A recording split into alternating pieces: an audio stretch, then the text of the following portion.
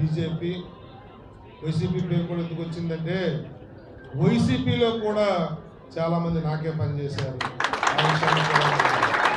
ఎందుకంటే వ్యక్తిత్వం చూశారు తప్ప ఈ ఎలక్షన్లో పార్టీలు చూడలేదనడానికి నా మెజార్టీ ఒక కారణం.